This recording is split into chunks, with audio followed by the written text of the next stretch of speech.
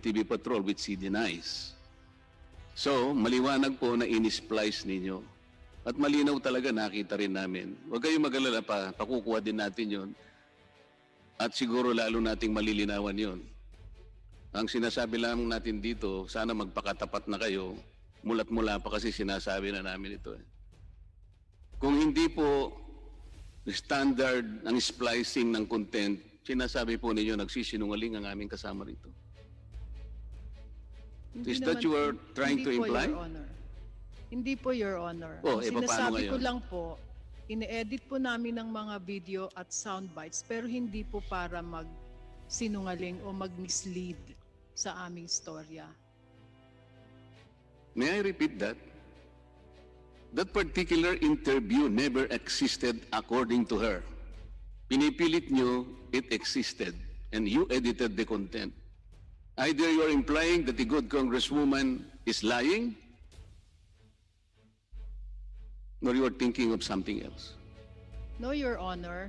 Ang practice po kasi, minsan nag-i-interview po kami sa ibang platforms and then gagamitin po yon sa mas maikling version sa ibang programa. Yun po ang nangyayari doon. But if the motivation is to deceive the public into believing that she did apologize to a particular organization na hindi naman talaga nangyari, ang biktima rito yung publiko. She was at the sick bed of her father. Nakita niya yon. Masakit, hindi ba? Ito yung pinag-uusapan natin. And then,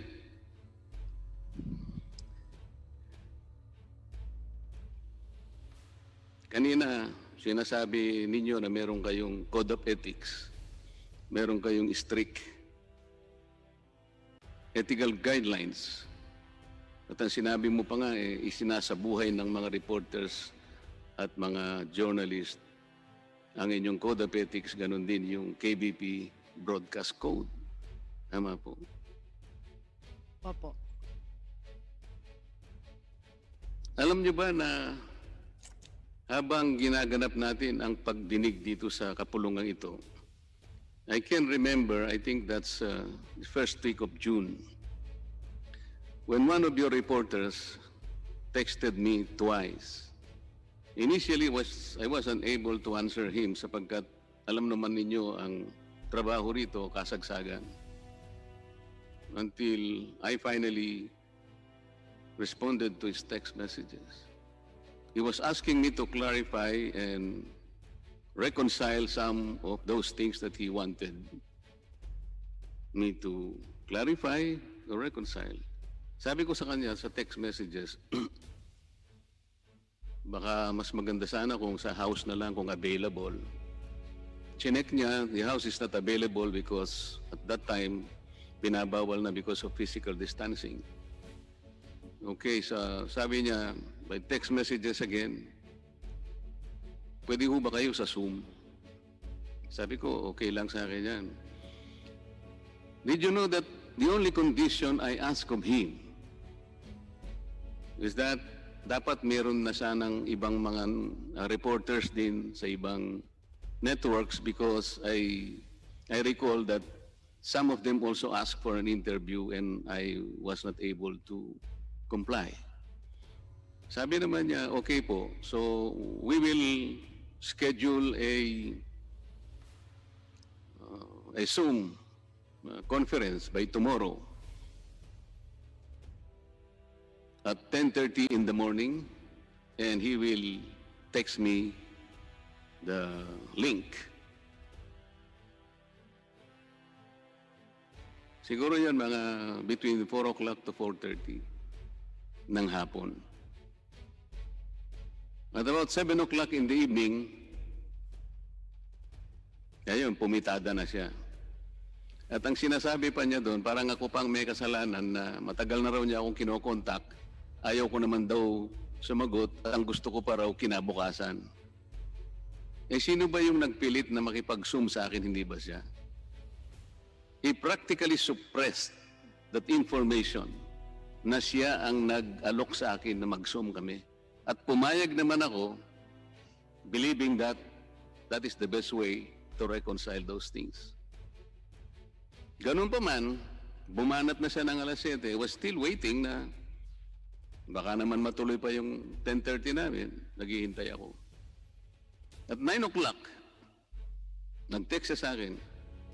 Nagsosorry, sabi niya, as after conferring with my bosses, sabi niya, hindi pala pwede kanya na makipag-zoom ako at saka yung ibang network sa mga politiko. Can you imagine? Alam mo ba, ang ginawa ko kauna-unahang pagkakataon is to reproduce those text messages.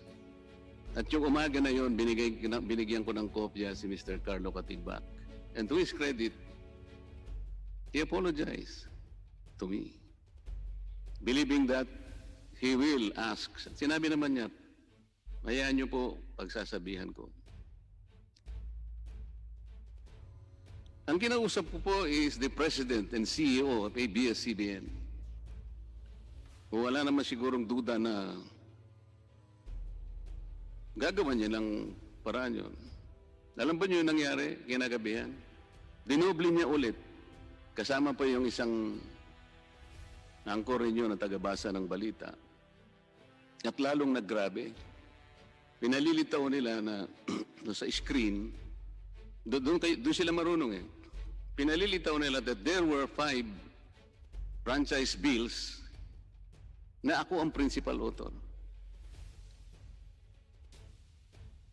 Bago pa nangyari yun eh, nag-usap na sila ng aking chief of staff eh. Ang sabi ng aking chief of staff, to my recollection, sabi niya, ni wala pa kaming, kasi ang salita niya, pangunahing may akda, the principal author. Meron po akong kopya ng certification ng House of Representatives. Kung interesado po kayo, bibigyan ko po kayo ng kopya. Totoo po yun. Wala po akong iniakda kahit anong prangkisa. Kung prangkisa lang ang pag-uusapan. Nangyayari po na kung minsan ang pangalan ng bawat isa sa amin ay hahalo na parang co-authors. Kung minsan po, consolidated po yun. Somebody will move that all members present or the members of the franchise committee be made co-authors of this bill. Something that we cannot control. Ang ginawa niya sana, pumunta siya rito sa House of Representatives, kumuha ng certification. Alam po ninyo yung pinakamabuting ebidensya doon, yung initiatory bill. Kasi nakapirma po yun. May pirma ako doon kung sakasakali. Kung sakaling nirefile ng ibang kasama namin, makikita pa ninyo yung original kung sino naman yung nag-file nung una. Yun lang naman po ang pwedeng gawin niya. Ginawa po ba niya yun? Hindi. Ano po ba yung motive niya? Kasi po kasama ho ako rito na nire-revisa natin ang inyong prangkisa para siguro sa kanya nakagagawa siya ng mabuti para sa ABS-CBN. Kaya niya ginawa yun. Ngayon, ang sabi niyo kanina, kayo ay merong code of ethics at saka strict ethical guidelines.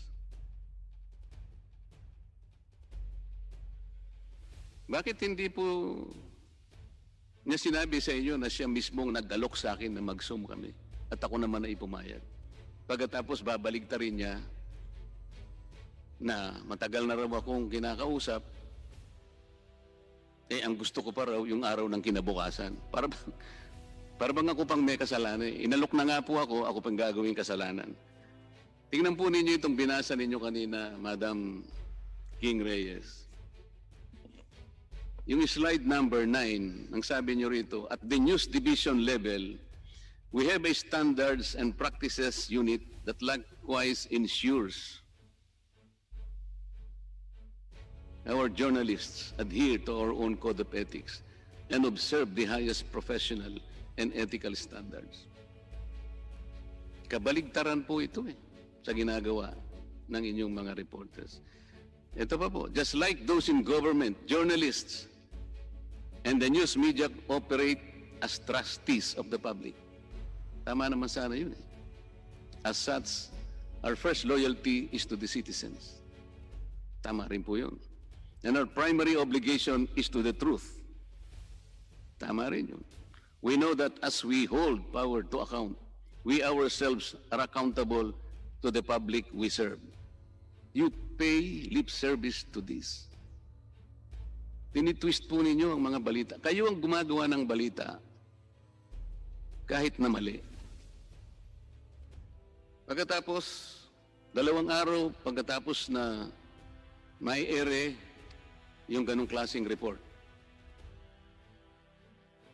Kung babalikan mo yun, Ms. Ging Reyes, parang pinagsalikupan ako ng dalawa eh. Yung isa yung anchor rin yung isa ron. Oh, hindi mga attorney, sabi niya. Res ipsa loquitur. Ganon silang magsalita eh. Ano ron ang res ipsa loquitur? Nakita ba niya yung certification ng House of Representatives? Nagpapanggap pa kasing abogado yung isa, although itong reporter mo parang abogado yata talaga. Pero yung isang kasama niya, siya yung umaastang parang abogado. Ito po ang sinabi niyo after 2 days. Hindi ko nababanggitin ang pangalan. Before I hired X, I wasn't convinced he'd want to be a full-time journalist. He was already a lawyer then. He was young and promising, and a reporter's job didn't exactly pay well. I warned him that he must get used to the long, unrewarding hours, unscheduled events, chaotic days, sleepless nights, and have to train first, pound the beat, and work with demanding colleagues. 5 years later, he's proved to be one of our most reliable and thorough journalists.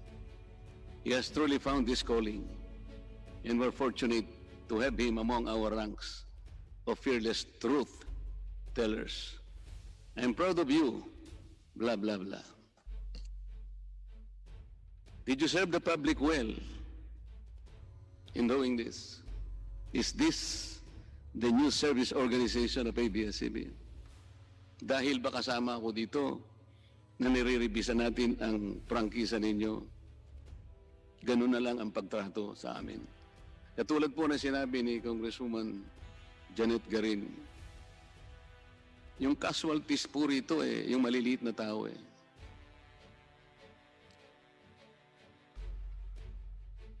Meron kayong pananagutan na paglingkuran ninyo sila. Sabi ninyo, totoo naman yun Paano po sila makapagdidesisyon sa buhay nila kung may pinakakain nating balita sa kanila ay kabalintonaan, puro kabaligtaran? Ang totoo po niyan, habang tayo po ay nandito sa maraming araw na ginampanan natin ang ating tungkulin. Sa dami po siguro ng mga taong nagte-text sa akin, bakit po pagka ako nang nagsasalita, pinapatay na po yung mga, hindi po isa, hindi 10, hindi 100, sobra pa po roon. Pwede mo nang paniwalaan yun Siguro kung 3 lang ang nagsasabi sa akin, pagka kayo na po nagsasalita, pinapatay na po nila yung, nung hindi pa po kayo na CDO. Ganun po talaga Pagkatapos sasabihin natin sa tao, paglilingkuran po natin sila ng totoo. Kabaligtaran po, Madam Ging Reyes. You want to react? Do you want to react? May I, Your Honor? Ms. Reyes. Sir, Mr. Chair, that story was not about you personally, Your Honor. Our reporter deemed it newsworthy to look at the issue of the 50-year franchise duration. At doon lang po niya nakita yung legislative record na nandoon ang pangalan ninyo doon sa ilang franchise bills na nasa website naman po ng Kongreso. Yun lamang po ang kanyang motivation nung ginawa niya yung storya. Ngayon Kaya po, niya ginawa yun sapagkat napipintungang pinagtatalunan natin dito ang proposition of whether or not we will still grant a fresh franchise to ABS-CBN. Kaya niya ginawa yun, hindi last year, hindi 2 years ago, hindi 5 years ago, sapagkat nakabinbin nga ang usapin ng prangkisa. So gusto niyang tingnan kung consistent ako sa aking advocacy, kaya niya ginawa yun. I Ang will- problema lang, Ms. Ging Reyes, sana hindi sa website siya bumasi muna. Yung website kasi kung minsan ina-update. Sabi ko nga sa'yo kanina, nagiging practice na kasi rito yung mga kasama namin, mag-move sila na the members present, kung minsan hindi mo naman maririnig yun, lalo na po kung dito na ginawa, tapos na po sa second reading, somebody will move that the members of the franchise committee be made authors or co-authors of this bill. Eh kung wala naman po ako ron, paano ko namang makukontrol yun? Kaya yun po ibig nating sabihin. Pero in the interest of fair reporting and honest reporting na sinasabi nyo, sinusunod ninyo ang inyong code of ethics, hindi mo mas maganda na pumunta siya sa aming index division dito. Makakakuha po siya eh. Yung pong initiatory bill ang sinasabi ko sa inyo na kung saan pipirma roon ang isang miyembro ng House of Representatives. Doon po niyo matutukoy kung siya talaga ay principal sponsor. May I respond? Maano po ba yun? Masyado po bang malaking bagay para sa isang reporter para maging ganap na makatotohanan sa pagganap niya ng tungkulin? Kayo naman po eh. Napalusutan pa rin niya kayo. Kaya sasabihin ninyong, he has truly found this calling. And we are so fortunate to have him among our ranks of fearless truth tellers. Masakit po yun eh.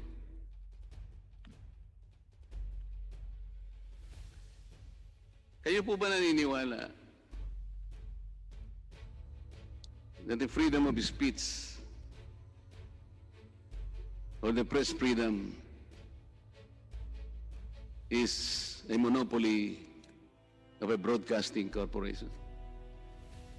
No, Your Honor. Tama. Kasi kahit na sino pong mamamayan, karapatan niya rin ang press freedom. Karapatan niya na makakita, makarinig ng balita na totoo, na tunay, na walang kasinungalingan. Ang pinag-uusapan po natin dito ay prangkisa ninyo eh. Sabi kanina nung isang kasama namin nagsalita, hindi naman daw kaugnay ng prangkisa ninyo. Nakalimutan niya, nasa section 4 po ninyo yun. Your responsibility to the public. May nakalagay pa nga doon eh, willful misrepresentation. Hindi niyo po dapat kinakalimutan na dapat meron kayong obligasyon sa publiko. Kaya sangkot din ang prangkisa ninyo.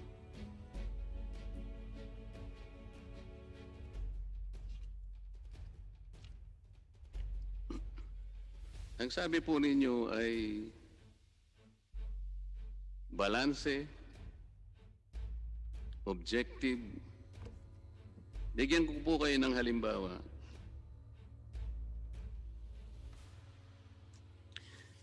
Nung pumanaw po si dating secretary, hindi secretary, yung pong head ng Securities and Exchange Commission, si Attorney Perfecto Yasay.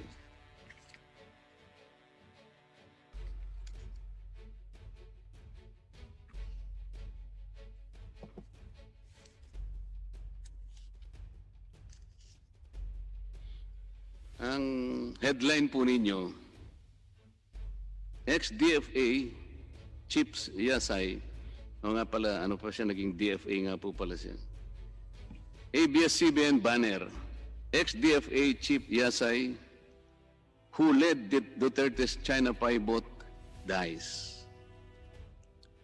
Lalagyan pa ninyo kasi ng... Ewan ko kung bakit kailangan po niyong lalagyan pa ng parang elemento ng... Kumpara po ninyo sa GMA. Sabi ng GMA, ex-DFA Chief Perfecto Yasay Jr. passes away. Hindi po dapat ganun nga. Yun po yung tama eh. That is the true and exact account of what happened. Pero ilalagyan mo pang who led Duterte's China pivot dies. What is the reason for this?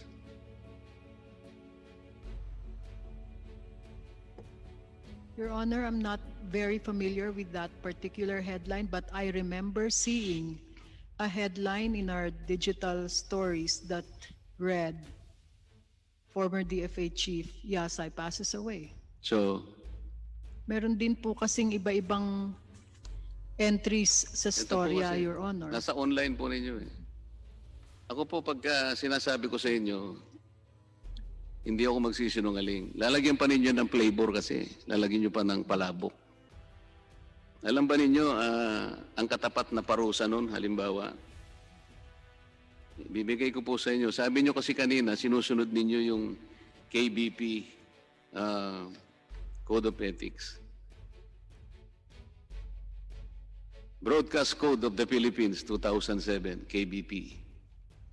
Ang sabi po doon sa Article 7, Section 2, persons affected by tragedy or grief shall be treated with sensitivity, respect, and discretion. They should be allowed to suffer their grief in private. Pero kung lalagyan mo pang, ex-DFA Chief Yasay, who led Duterte's China pivot, dies. Your Ayun po Honor, ang there was style. nothing malicious in that headline. You will be the one to decide on that, Ms. Ging Reyes? Aren't you supposed to be the one to decide on whether or not there is malice in this? Because there was none, Your Honor. That is a fact. He was at the helm Kayo po of the ba Foreign ang- Affairs Department. Kayo po ba ang magja-justify nun o kami? Your Honor, we go through this editorial process every day. It is our job. And in headline writing, there are times when context is also needed. There are times when people noted or notable for certain achievements, those achievements are mentioned. It is not necessarily a negative thing, Your Honor. Napaka-basic lang po ng comparison na sinabi ko. Namatay po yung ex-DFA head. Ang basic na balita, ex-DFA Perfecto Yasa dies. Walang problema ron. Pero kung sasamutan mo ng flavor, nagkakaroon po ng kulay. Yun lang naman po ang problema. Kanina po, well, may nagsabi po sa Abs-Cbn, si Ginong Carlo Katigbak yata, we're making a public commitment na lahat po ng mga taong gustong magpaliwanag o kung kami man ay nagkamali, inaanyayahan po namin. Something to that effect, Mr. Katigbak. Did you say that? Para makapagpaliwanag naman sa inyong istasyon. You're making a public commitment po that any public official will be allowed to air their side on a story. Yun nga. That's a Apo. commitment that you promise, an undertaking. Yes Diba? po. Okay. Ang nangyari po kasi, parang it's too late in the day. Ang dami na pong nagkaroon ng sama ng loob. Yung sinabi ko pong isa-isa kanina, Congresswoman Janet Garing, Congressman Mike Defensor, Congressman Benny Abante, Congressman Bambon Tolentino, Congressman P.D. Barsaga. Meron po kasi tayong kasabihan, Mr. Chair. Bago nagsalakot ka, basa na yung tuktok. Napakahirap po kasi na ngayon lang natin gagawin. Parang nagiging platitude. Sibulay, sabi nila. Parang cliche lang. Kasi bakit hindi po sasabihin ito? Kung babase po tayo sa Code of Ethics at saka yung strict ethical guidelines, sa tingin niyo po ba may ngipin yun? Ang broadcasting industry, kahit na print industry, ito po lamang ang industry sa ating bansa na walang regulation. Alam po ninyo yun. Sapagkat ang ating saligang batas gustong panatilihin yung freedom of the press. Kaya kung mapapansin ninyo, kayo lang ang industriya na talagang walang legislated regulations. So ang gagawin ninyo, self-imposed regulations, nangyari, magkakaroon kayo ng Code of Ethics. Pero gaano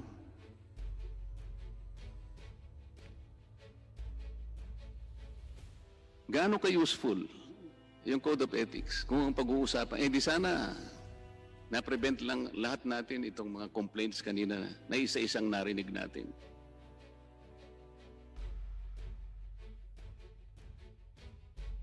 Kasi po, there are existing regulations that ABS-CBN should comply. Nauna na po yung NTC. Nandyan po yung ating saligang batas. Nandyan po yung Presidential Decree 1018. Nandyan ang Presidential Decree 576-A. Kung ito po ay hindi po nyo naganap na nasunod, ito po yung madaling halimbawa rito, Mr. Katigbak. Maraming beses po nating napatunayan, katulad po ng kayo pinagbigyan na mag-migrate from analog to digital. Meron kayong demonstration permit na yun ay merong validity hanggang June 30, 2015. Hindi naman kayo tumigil. Tuloy-tuloy kayo hanggang umabot ng 5 taon at 4 na buwan. Kung susumahin po natin yung violations, kung ilang beses niyong ginawa yun, araw-araw yun, 365 times 5.4,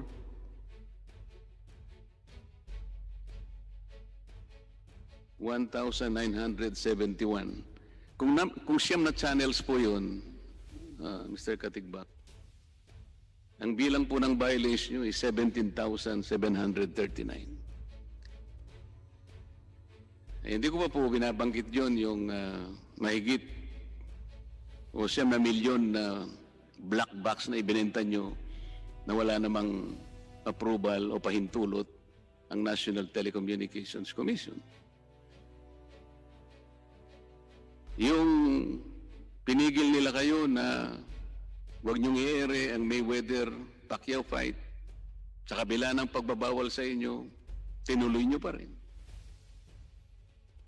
So paano po kami maniniwala na dahil sa kayo merong Code of Ethics at meron kayong kasamang hinire na, well, in fairness to the former Justice of the Supreme Court, pagka ba meron tayong namamatnugot na isang Chief Justice o retired Associate Justice ng Korte Suprema, yun po ba ay kasiguruhan na nagagawa na nating maayos at nasusunod na natin ang itinatakda ng Code of Ethics?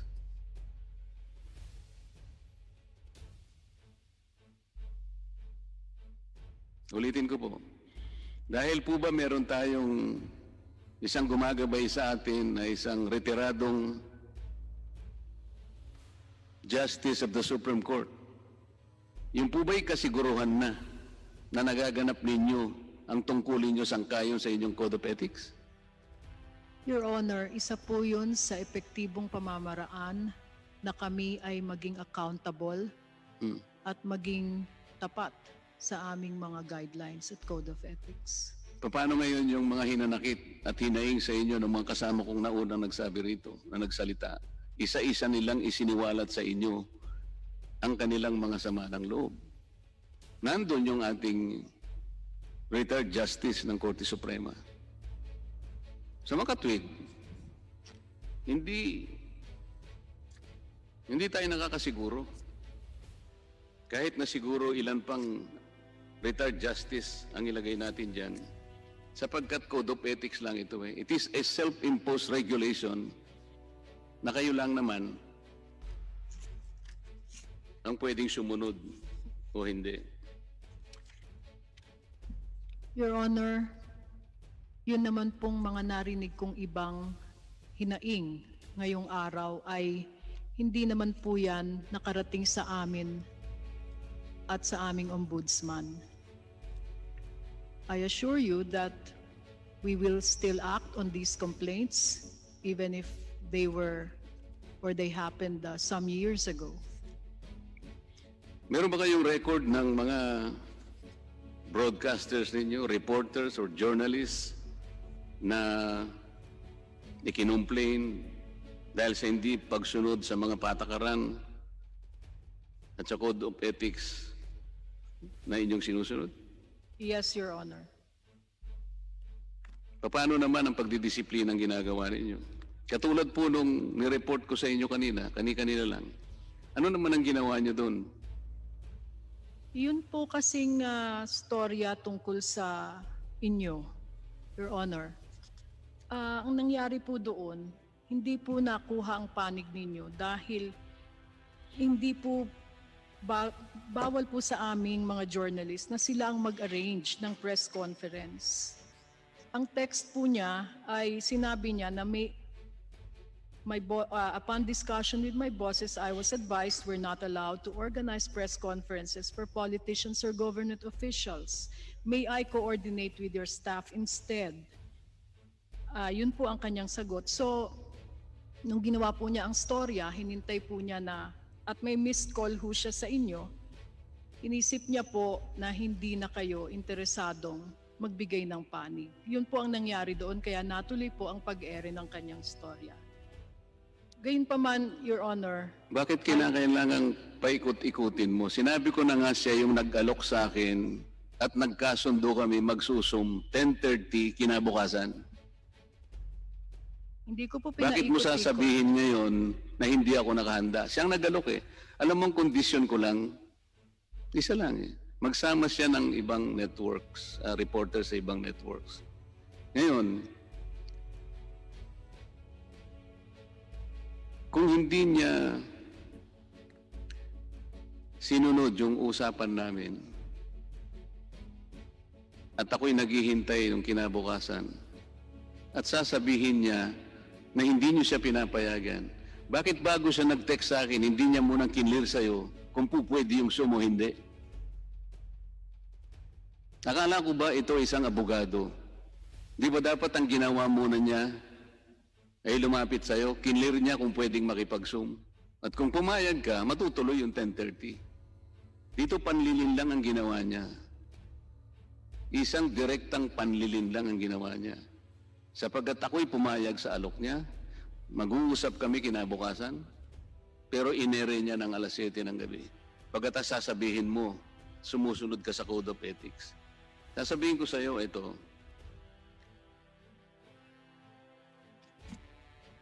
ayon sa Section 3, page 3 nitong Broadcast Code,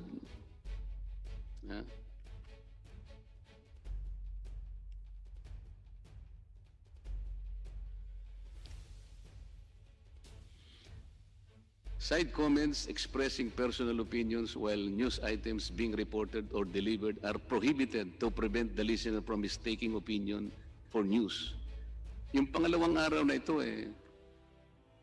yung kasama niyang broadcaster, ito yung nag-i-elicit ng opinion. Na para bang, hindi ba kanya? Maliwanag ito res ipsa loquitur. Halos pagtawanan pa niya ako doon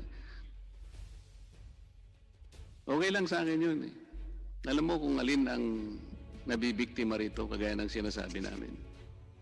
Yung mga tao na nakikinig, akala nila ganun katotoo.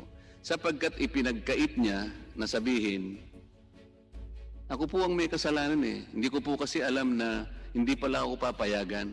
Pero dapat sinabi niya yon bago niya ako kinausap. Paano niya malalaman? Kinabukasan niya lang ako tinawagan. Pagkatapos, ipagtatanggol mo siya. Ayun, nandito sa inyong post. We are fortunate to have him among our ranks of fearless truth tellers. Ano po ba yung pagkakasalang ipinapataw ng broadcast code? Merong kasing indication dito na letter S. Pagka letter S, serious. Tama? Pagka G, grave. Pagka L, light.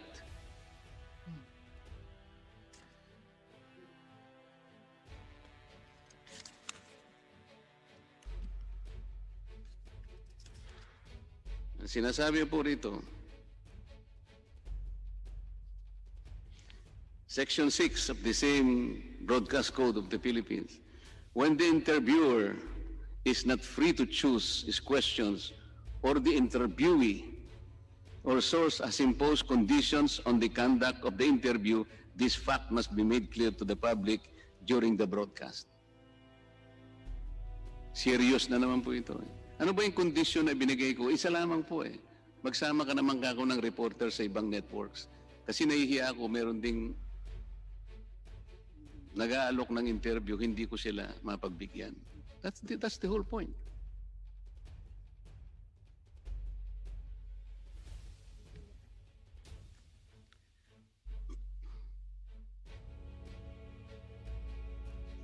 Mr. Katigbak, kanina po may nagtanong sa inyo na tungkol sa mga hindi na-i-airing mga political ads at yan naman po alam na natin.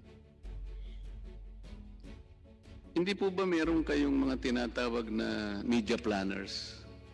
Sila itong humahawak ng lahat ng mga political ads para yun ma-manage natin sa tamang pagkakaayos, sa tamang panahon na hinihingi nila. Kaya nga, meron kayong mga tao eh.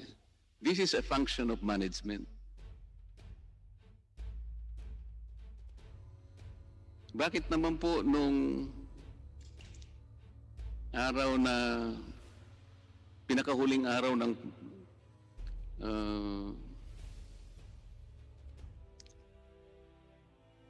yung election season, huling araw na yun, ang nakatalagang i-ere doon ay yung mga negative political ads na binayaran ni dating Senador Trillanes. At kung hindi naharang sa pamagitan ng TRO, yun ang nauna eh. Kaya minsan po, nagkakaroon ng talagang agam-agam o talagang meron kayong partisan actions. Paano kung hindi, halimbawa, naharang sa pamagitan ng TRO na inihain ni Speaker Alan Cayetano na noon ay Vice Presidenteng kandidato sa ticket ni President Duterte?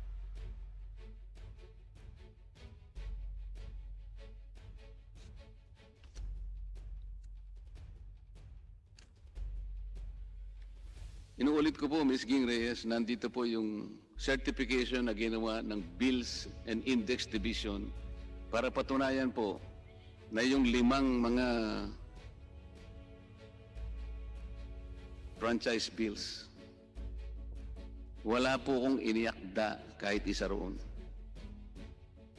Your Honor, if that is a new development on this matter, then we would gladly air it and publish it. Tapos na po eh. Opo.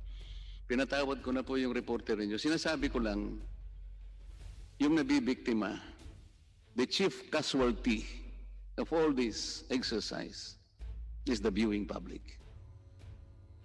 Ako po bilang isang public servant, hindi na po ako estranghero sa ganito eh. Sanay na po kami dito eh. Maliban lang po sa mga pamilya namin, siyempre hindi sila kumikibo, nasasaktan din siguro sila. Hindi naman nila sinasabi sa amin. Pero higit sa lahat, yun pong mga tao na pinaglilingkuran natin kapwa. Kaya nga po, nung imbitahin ako ni Mr. Carlo Katigbak, nagpasalamat na lang ako. Sabi ko, palagay ko, pwede ko nang ipasa Diyos ka ako. Ms. Ging Reyes, how do you determine that an item is newsworthy? May you please repeat the last line, Your Honor? Like an incident, something, a person, a subject matter. How does the network determine that it is newsworthy? Your Honor, if it's an issue that needs to be discussed, or if it is a personality, an official of the government, anyone who has an impact, and a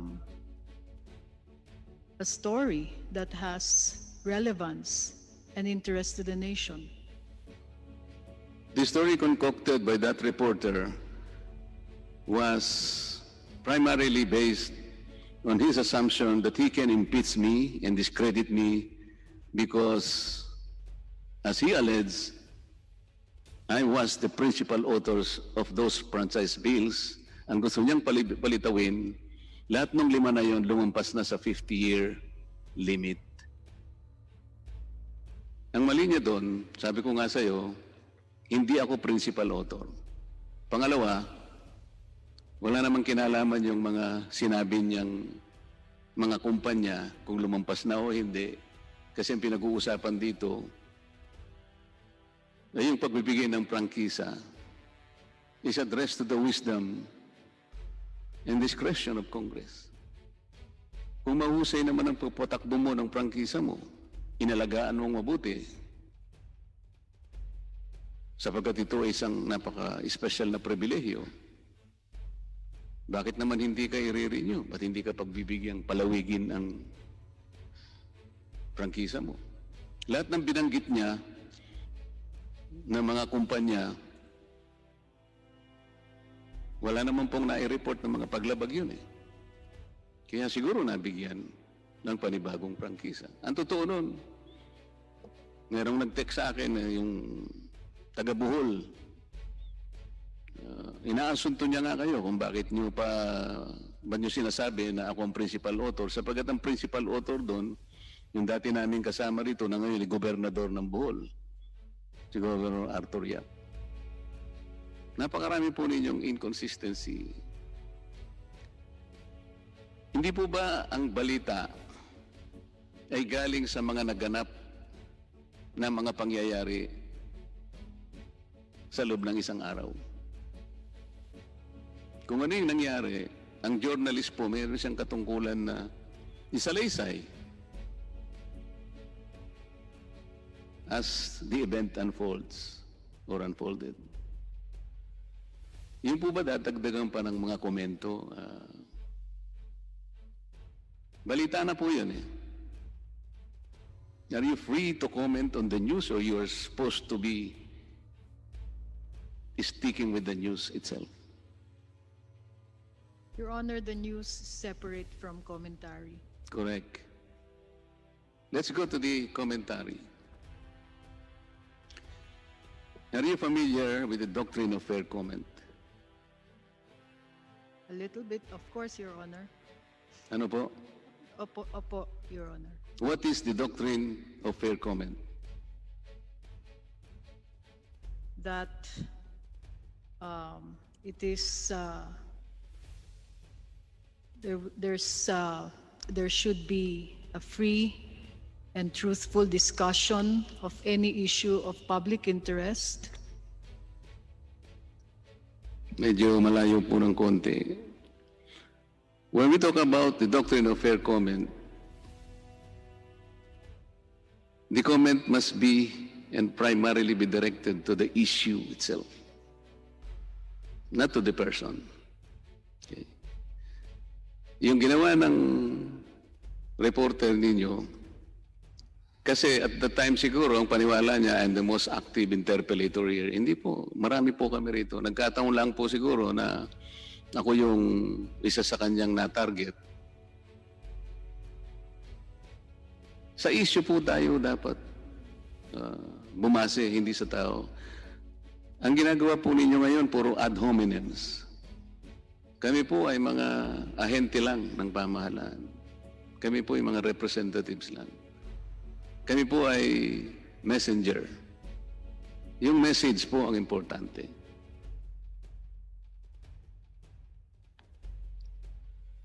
Wala po kaming personal attacks sa inyo, Your Honor. Di naman po kami nag-ad hominem attacks sa news, Your Honor. Sa mga tweet, hindi mo alam na binigyan ko ng kopya ng text messages na yung reporter mo at saka ako, binigyan ko si President Carlo Katigbak. Hindi mo alam yun? Hindi mo alam? The text message, Your Honor, yes, I'm aware. Oh. Alam mo pala eh. Anong sinabi mo doon sa reporter? Ba't mo naman ginawa yun? Ikaw pa lang nag-alok eh. Sumunod naman siya, pumayag naman siya. So naghihintay siya ng 10:30 kinabukasan eh. Ba't naman ganun ang ginawa mo? Ba't kinakailangang magmadali ka? Eh may usapan pala kayo. O talagang gawa na yung report na yon. Tapos inulit niya pangalawang gabi. Nakita mo pala yung text message eh. Sinabihan mo ba siya, bakit ka nangako sa kanya eh? Alam mong may patakaran natin dito, hindi po tayo pwede sa mga politiko na mag-zoom. Ba't mo siya sinabihan ng gano'n? Tapos kinongratulate mo pa siya. Paano ako maniniwala sa inyo ngayon na merong fair comment sa inyo? Your Honor, binigyan po namin ng panahon ng interview ninyo nung araw na yon at na-air naman po yan sa aming programa. Ang sinasabi That mo, same night, Your Honor. ang sinasabi mo, Ms. Ging Reyes, ay yung isang reporter na nandito sa amin na babae. Hindi yung reporter na sinasabi ko sa'yo na abogado pa naman. Alam mo, tingin ko sa kanya bata pa yun eh. Baka kung hindi ganyan sana yung kanyang pasimula, baka malay mo, may future siya sa pagiging abogado. Sabi ko nga sa inyo kanina, Mr. Katigbak,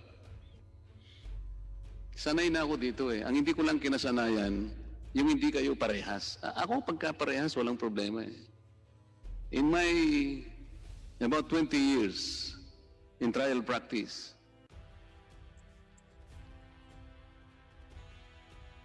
hindi na bago sa akin yun eh. Nandun yung kalaban na abogado, nandun ka. Magpapaligsahan kayo sa harap ng korte. Yun ang training ko eh. Walang problema sa akin yun eh. Nagkaiba tayo ng opinion, halimbawa. The defense counsel, for example, is pursuing another theory. Ako ang prosecution, or baligtarin natin, he is the prosecutor, ako yung defense counsel. Natural lang na magkakaroon ng taliwas na pananaw sa lahat ng aspeto ng batas. But that's perfectly legal. Pero hindi ako nakasunayan dito. Yung ganitong klaseng exercise. Walang parehas. Yung rules, hindi malinaw. You cling to an imaginary code of ethics. You cling to unethical guidelines. Yan nagtanong sa inyo kanina eh. Meron pala kayong code of ethics. Meron kayong ethical guidelines. At you have in your employee a retired Justice of the Supreme Court. Will now this assure that what you do in Abs-Cbn will spell out integrity, transparency, and accuracy? Ang sagot mo kagad, yes, Your Honor. Walang laman yung sagot na yun eh, Ms. Ging.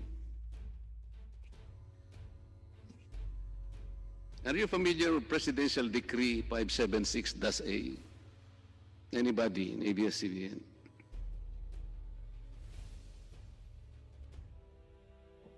Okay, Mr. Chair, kayo. Section 2 of this decree. Every radio station or television channel shall allocate at least 2 hours a day as a program or programs rendering public service during such broadcast hours as are normally regarded in the industry as prime time for a particular type of program and its appropriate audience. Public service refers to news, educational and cultural presentation, and other programs informing the people of advances in science, industry, farming, and technology, of policies and important undertaking in government designed to promote or safeguard the public welfare, of matters related to physical, intellectual, and moral development of the young, or of traditions, values, and activities which constitute the cultural heritage of the nation. Let's do some accounting here.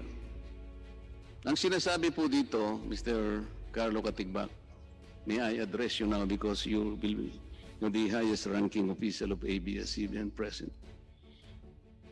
This law categorically sets at least 2 hours a day, prime time, for programs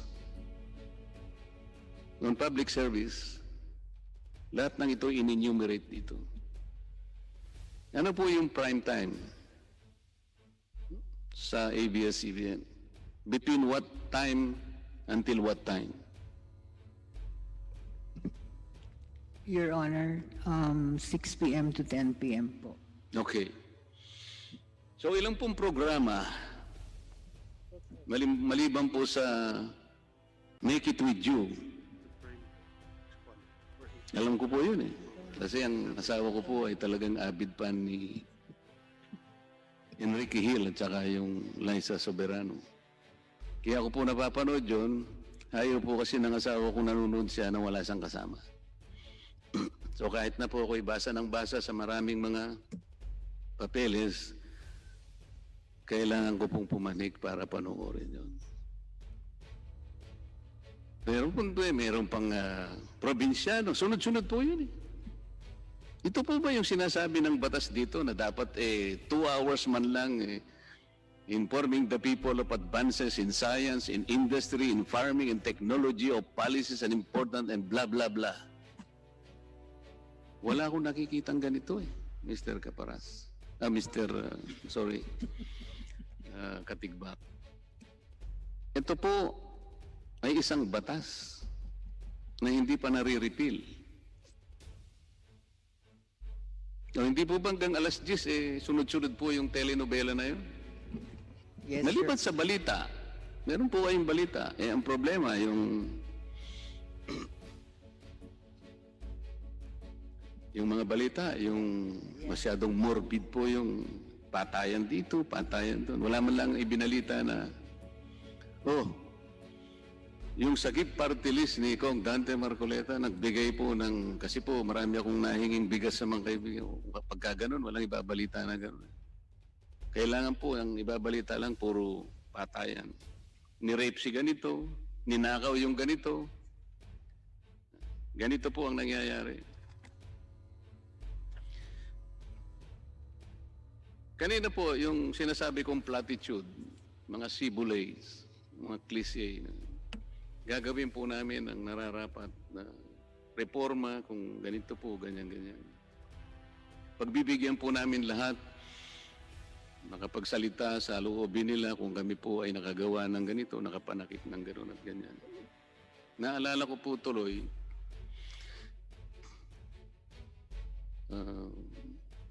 I think that was the 14th Congress. Ang speaker po ay Speaker Boy Nograles. Ang pinag-uusapan po noon yung right of reply. Ito po sana yung batas na tatapat dun sa kung meron kayong nasaling na damdamin, meron kayong nai-report na medyo nakatama sa kanyang puso, halimbawa, nagkakaroon ng pagkakataong makapagsalita sana. Yun po yung right of reply. Alam po ba ninyo na nung panahon na yun, dahil sa lakas ng media, kasama po ang ABS-CBN, talagang nandi po yung mga ibang mga reporters. Sa lakas po ng media, na ayaw po nila yung right of reply, Yung pong chairman ng Public Information Committee, ayaw na niyang magdepensa. Hindi ko na po babanggitin ang pangalan. Yung dalawa pong authors nung batas na yon, right of reply, hindi ko na po babanggitin sapagkat yung isa ay nasa Senado na. Ayaw po nilang idepensa. Nakiusap po sa akin si Speaker Nograles kung pwedeng ako. Sabi ko, Speaker, bakit ako? Hindi naman ako membro ng... Hindi na nga ako miyembro. Sabi ko, hindi naman ako author. Hindi, sabi niya, parang tulong mo na lang sa atin kasi wala nang gustong magdepensa on the floor. Second reading na po sana yun eh. Sa lakas po ng media, particular na po ang Abs-Cbn, it died a natural death. Ngayon po, sasabihin niyo sa amin na pwede naman po kayong pumunta sa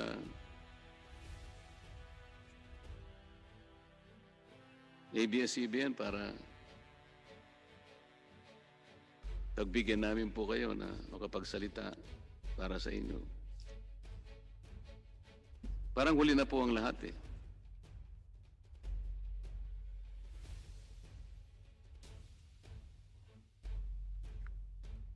Wala na po ba akong panahon, Mr. Chair? Sandali na lang sana ito eh.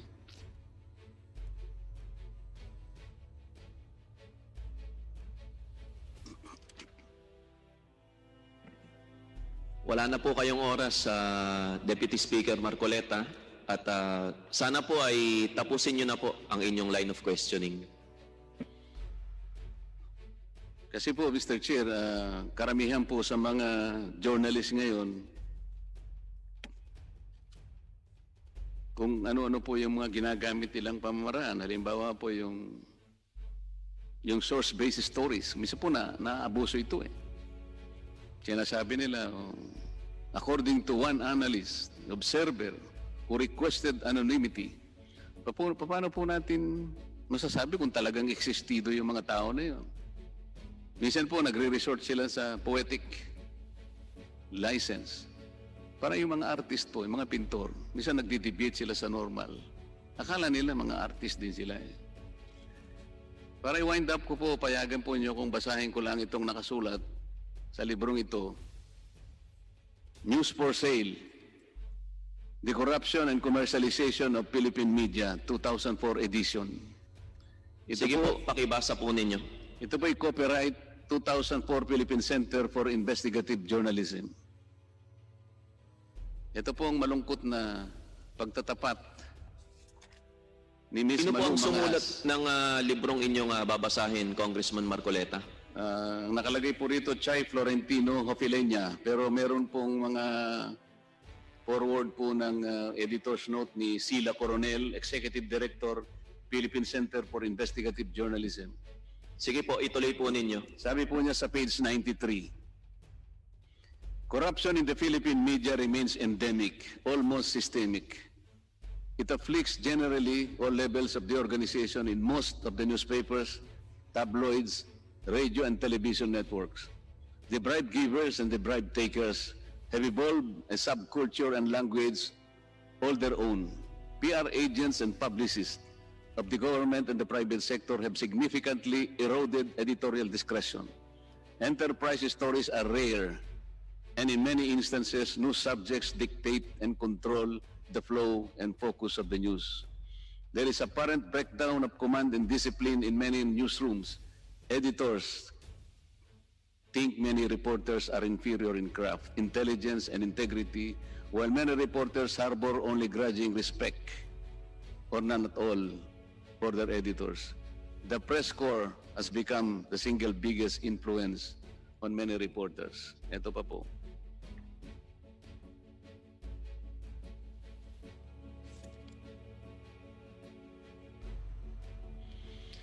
Sa page 33 po, ito po nakasulat. Apart from the paramount importance of ratings, many of the networks also had to deal with the biases and preferences of their owners and top news executives.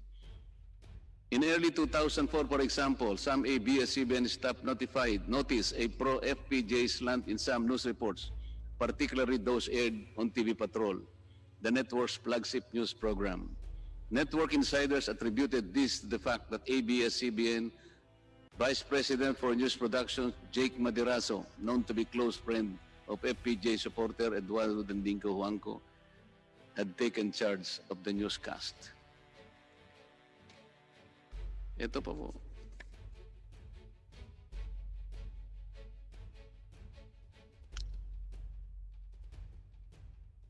The other administration candidate who did very well in the senatorial race was Rojas, page 38.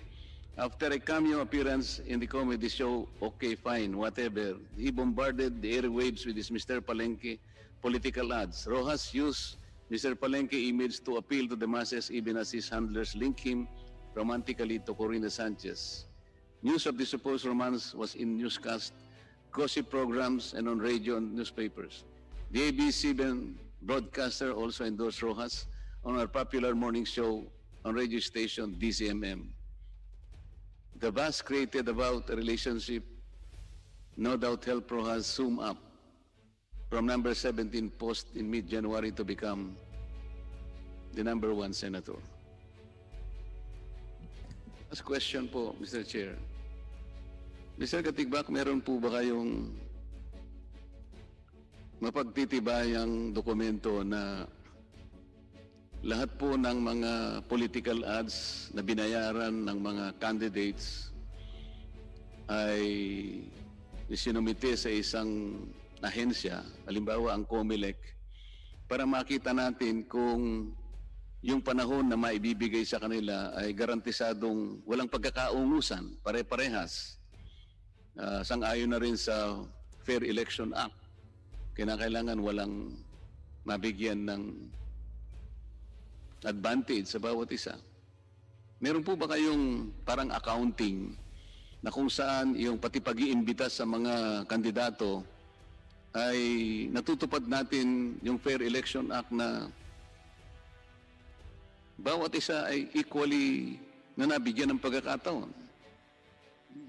Maipakita, masabi ang kanilang advocacy. So yung visibility, hindi lamang doon sa pagbabayad ng political ads. Meron po ba kayong ganung dokumento na pwede naming makita para ganun makita namin na talagang balanse pati yung pagbibigay po ninyo ng pagkakataon sa kanila na magamit ang inyong istasyon?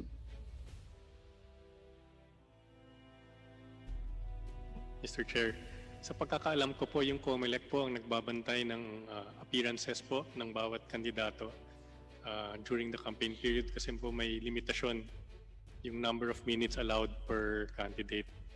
At lahat po ng election spending per candidate ay sinasubmit din po namin sa COMELEC. So lahat po ng records na tinutukoy nyo ay makukuha po sa COMELEC. Yun nga po, lahat po ba ng mga political ads na nagbayad ay bago ninyo tinanggap, naisubmit nyo na kaagad sa COMELEC para sa ganun, nakita niya antimano na sobra na si candidate X.